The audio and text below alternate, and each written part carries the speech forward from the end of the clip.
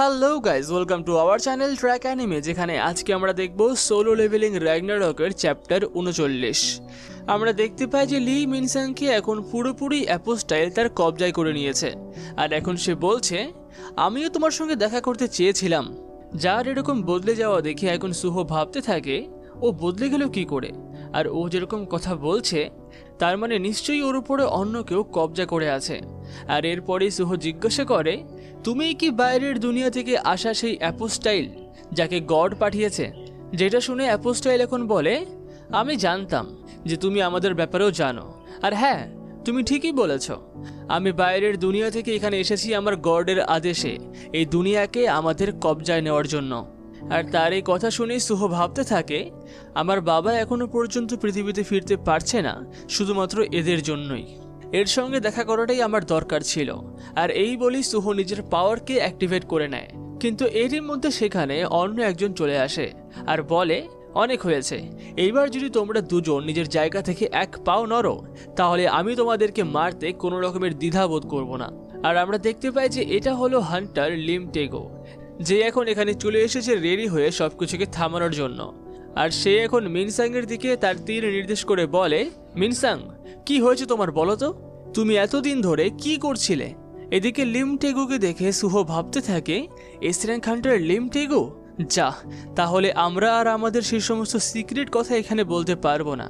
অন্যদিকে লি মিনসাং মানে এক কথা সেই অ্যাপোস্টাইল, সে এখন সুহোর দিকে তাকিয়ে বলে, চলো এইখানে সবচেয়ে উঁচু যে জায়গাটা আছে সেইখানে দেখা করি ব্ল্যাক মাস্ক। সে এখন পুরোপুরিভাবে লিম টেগুকে উপেক্ষা করে যায়, যার উত্তরে লিম টেগু বলে, তুমি কোথায় যাওয়ার কথা ভাবছো লি মিনসাং? আমি তোমাকে বলেছিলাম যে আমার নির্দেশ ছাড়া তুমি এক পাও নড়বে না। এই বলে লিম টেগু তার তীর চালিয়ে দেয়, কিন্তু অ্যাপোস্টাইল এবং সুহো দুজনই সেই তীরের থেকে নিজেদেরকে বাঁচিয়ে নেয়, যার পরবর্তী তীর চালাতে লিম টেগু আর কোনো রকমের দেরি করে না। সে আবার সঙ্গে সঙ্গেই তার তীর চালায়, আর এইবারও অন্য দুজনেই তীর থেকে নিজেকে বাঁচিয়ে নেয়।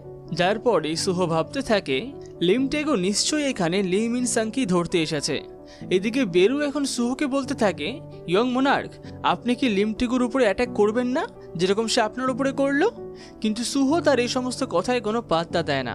সে ভাবে, হান্টার লিম টেগুকে দেখে মনে হচ্ছে যে সে কোনোভাবেই অ্যাপোস্টাইল বা ইটারিমের সঙ্গে জড়িত নয়। আর তাছাড়া লিম টেগুর স্কিল এরকম না, তার স্কিল এর থেকে আরও অনেক ভালো, সে এখনো পর্যন্ত তার কিছুই দেখায়নি। এদিকে লিম টেগু এখন ভাবতে থাকে, ওরা আমার প্রত্যেকটা অ্যারোকেই ডজ করে চলেছে। যাই হোক না কেন, এখনকার মতো লি মিনসাং আমার প্রথম টার্গেট। আরেকটা যে আছে তার বিষয়ে আমার অত ভেবে লাভ নেই। এই ভেবেই এখন লিম টেগু একটা অ্যারো চালায় লি মিনসাংয়ের দিকে। আর সেই সময় সে বলে, মিনসাং, আমি ভেবেছিলাম যে আমি তোমার কোনো রকম ক্ষতি না করি তোমাকে ধরে ফেলবো, কিন্তু এখন তো দেখছি যে আমাকে আমার মত পাল্টাতে হবে। কিন্তু এরই মধ্যে লিম টেগু বুঝতে পারে যে এখানে আরও একটা ভয়ানক মানা রয়েছে, তাই সে সঙ্গে সঙ্গেই তার তীরটা সেই দিকে ঘোরায়। কিন্তু তাকে এসে দেখতে পায় যে সেইখানে একটা ছোট্ট গবলিন দাঁড়িয়ে রয়েছে। সে ভাবতে থাকে যে এরকম একটা গবলিন এখানে কি করছে, কিন্তু এরই মধ্যে লি মিনসাং উড়ে সেখান থেকে পালিয়ে গেছে, যার কারণে লিম টেগু তাকে এখন আর ধরতে পারে না। আর এই খবরটা দ্রুতই লিম টেগু হান্টার অ্যাসোসিয়েশনের চেয়ারম্যানকে দিয়ে দেয় যে তারা লি মিনসাংকে ধরতে পারেনি।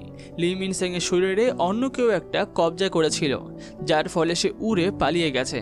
আর এছাড়াও যখন আমি লি মিনসাংকে খুঁজে পাই তখন তার সঙ্গে আরও একটা হান্টার ছিল, যে কালো রঙের মাস্ক পরেছিল। যার এই কথা শুনে চই জঙিন ভাবতে থাকে, কালো রঙের মাস্ক, আমার তো এটা চেনা চেনা লাগছে। তাই হান্টার চই এখন সঙ্গে সঙ্গে লিম টেগুকে সেই ব্ল্যাক মাস্ক পরা হান্টারটার বিষয়ে জিজ্ঞাসা করে, যার উত্তরে লিম টেগু বলে, তুমি আবার ওকে কি করে চিনলে? আর এখন চই উত্তর দেয়, এর আগে যখন আমি একবার এয়ারপোর্টে গেছিলাম ডানজন ব্রেকের সমস্ত বিস্টগুলোকে মারতে, তখনও আমি সেখানে যাওয়ার আগে একটা ব্ল্যাক মাস্ক পরা হান্টার ছিল যে সমস্ত বিস্টগুলোকে মারছিল। আর সে শুধুমাত্র একাই ছিল না, তার সঙ্গে অনেকগুলো শ্যাডোর মতো বিস্টও ছিল। আর এই কথাও এখন কলেজ চেয়ারম্যান জিনচুল শুনে ফেলে।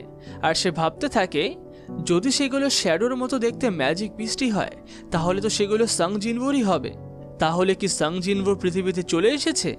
না, যদি সে চলেই আসতো তাহলে তো এই সমস্ত ঝামেলাই হতো না, সে এগুলো অনেক আগেই শেষ করে দিত। তাহলে কি এরকম হতে পারে? এই সময় জিনচুল নিজের মাথায় কিছু তো ভাবে, কিন্তু সেটা আমাদেরকে বলে না। অন্যদিকে আমরা দেখতে পাই এখন এই শহরের সবথেকে উঁচু পাহাড়, যেইখানে অ্যাপোস্টাইল অপেক্ষা করছিল সাং সুহোর জন্য। সে বলে গেল না, চলো এখানকার সবথেকে উঁচু জায়গাতে দেখা করব। আর এখন সুহো সেখানে চলে আসে। আর সুহোকে দেখা মাত্রই অ্যাপোস্টাইল প্রথম এই প্রশ্নটাই করে যে তুমি আমাকে পালাতে সাহায্য করলে কেন?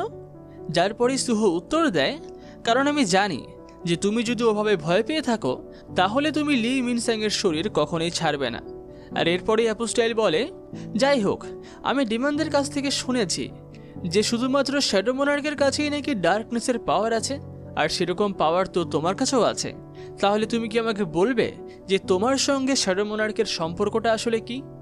যার উত্তরে সুহো বলে, আমি দেখতে পারছি যে তুমি এ সমস্ত বিষয়ে অনেক কৌতূহল, কিন্তু আমার মনে হয় না যে এটা তোমাকে বলে আমার কোনো লাভ হবে। আর যাই হোক, আমি এখন তোমাকে মেরে তোমার কাছ থেকে সমস্ত ইনফরমেশন নিয়ে নেব। আর এই সময় সুহোর কানের পাশ থেকে বিরু বলে, ইয়ং মোনার্ক, একটু সাবধানে থেকো, কেননা লি মিনস্যাং এর পাওয়ার কিন্তু ভালোই, আর তার উপর তার সঙ্গে এখন ইটারিম জুড়ে গেছে, অর্থাৎ সে কিন্তু যথেষ্ট শক্তিশালী। যার উত্তরে সুহো বলে, বেরু, তুমি চিন্তা করো না, আমি শুধুমাত্র এই সবাইটার জন্যই অনেক ভালোভাবে তৈরি হয়েছি। আর এরপরই সে অ্যারাইজ বলে তার সমস্ত শ্যাডো সোলজারকে ডেকে নিয়ে আসে, যেইটা দেখে অ্যাপোস্টাইল হাসতে হাসতে বলে, আমি জানতাম তুমি এটাই করবে। এর আগেও যখন আমরা শ্যাডো মোনার্কের সঙ্গে ফাইট করেছিলাম তখনও সে এটাই করেছিল। আর এখন সুহোর শ্যাডো বিস্টদের মধ্যে আমরা দেখতে পাই যে বেশিরভাগই হলো কমন লেভেলের, শুধুমাত্র একটাই এলিট লেভেলের শ্যাডো বিস্ট ছিল। আর এখন এদেরকে ডেকে সুহো বলতে থাকে, আমি শুধুমাত্র এই সময়টার জন্য এদেরকে বাঁচিয়ে রেখেছিলাম। আর এখন কোনো রকমের দেরি না করে সে সঙ্গে সঙ্গে গ্রের সঙ্গে ফিউজ হয়ে যায়, আর এসিলকেও সেখানে ডেকে নিয়ে আসে আর বলে, চলো এবার তাহলে আমরা সবাই একসঙ্গে ফাইট করি। কিন্তু অ্যাপোস্টাইল এখন তার এই সমস্ত ব্যবহার দেখে একটুও ভয় পায় না, বরং সে হাসতে থাকে। আর এখানেই শেষ হয় চ্যাপ্টার 39। পরবর্তী চ্যাপ্টারটি দেখার জন্য চ্যানেলটিকে সাবস্ক্রাইব অবশ্যই করে রাখবেন। আর এই ভিডিওটি ভালো লাগলে ভিডিওটিতে লাইক, কমেন্ট এবং শেয়ার করতে ভুলবেন না। তাহলে দেখা হচ্ছে অন্য কোনো ভিডিওতে।